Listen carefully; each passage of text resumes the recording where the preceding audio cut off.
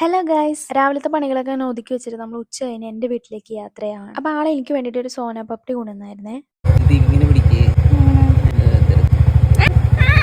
കഴിക്കാനറിയില്ലേ എന്നാ മാമന് പഠിപ്പിച്ചു തരാമെന്നും പറഞ്ഞു ഉണ്ണിച്ചേട്ടൻ പകുതിയോളം എടുത്തുവിട്ടാ. ഞാനും വിട്ടുകൊടുത്തില്ല, ബാക്കി കിട്ടുന്നത് ഞാനും വിഴുങ്ങി. നമ്മുടെ വീട്ടിലേക്ക് പോകുമ്പോൾ ഒരു വ്യൂ എന്ന് പറയുന്നത് അടിപൊളിയാണ്, ഭയങ്കര രസമാണ്. അതുപോലെ തന്നെ നമ്മൾ ഈ സ്പേസിലേക്ക് എൻ്റർ ചെയ്യുമ്പോൾ ചെറിയൊരു തണുപ്പ് നമുക്ക് ഫീൽ ചെയ്യാൻ പറ്റും കേട്ടോ. ഞങ്ങളുടെ മെയിൻ ഫോട്ടോ പോയിന്റ് ഇത് തന്നെയാട്ടോ. അത് കഴിഞ്ഞ് നമ്മൾ വീട്ടിലേക്ക് പതിയെ ലാൻഡ് ചെയ്തു. വീട്ടിൽ വന്നാൽ പിന്നെ ഉണ്ണിച്ചേട്ടനാണ് അവിടുത്തെ റോക്ക് സ്റ്റാർ. അഭിനയിക്കാൻ പറഞ്ഞാൽ ജീവിച്ച് കാണിച്ചോളൂ. അമ്മ അവിടെ എന്തോ ക്ലീനിങ്ങിലായിരുന്നു, അച്ഛൻ പതിയെ വരുന്നുണ്ടായിരുന്നു. തൊട്ട് താഴെയുള്ള അനിയത്തിക്ക് ക്യാമറയിലൊന്നും പെടുന്ന ഇഷ്ടമില്ലാത്തതുകൊണ്ട് പോയിട്ട് സ്നൂപ്പിക്ക് പിന്നെ ആരെങ്കിലും കണ്ടതിനിട്ടുണ്ടെങ്കിൽ പിന്നെ അവരെ മതി കളിക്കാനായിട്ട്. പോവാൻ നേരത്താണ് ഇതിന്റെ കരച്ചിൽ കാണേണ്ടത്. പുതിയതായ അനിയത്തിമാർ എന്തൊക്കെ മേടിച്ചേക്കണം, അതിനകത്ത് നിന്ന് എന്തൊക്കെ എടുക്കാൻ പറ്റുമെന്ന് നോക്കി. പിന്നെ എന്റെ ഏറ്റവും ഇളയത്തിയുടെ ചൈൽഡ്ഹുഡ് ഫോട്ടോസും അതുപോലെ തന്നെ എന്റെ ഫോട്ടോസും ഒക്കെ നമ്മളിങ്ങനെ നോക്കിയിട്ട് പിന്നെ ഒരു 7 മണിയൊക്കെ ആയപ്പോൾ നമ്മൾ ഇറങ്ങാൻ നോക്കി. ഏറ്റവും ഇളയ അനിയത്തി വന്നിട്ട് ഹായ് ഒക്കെ പറയുന്നുണ്ട്.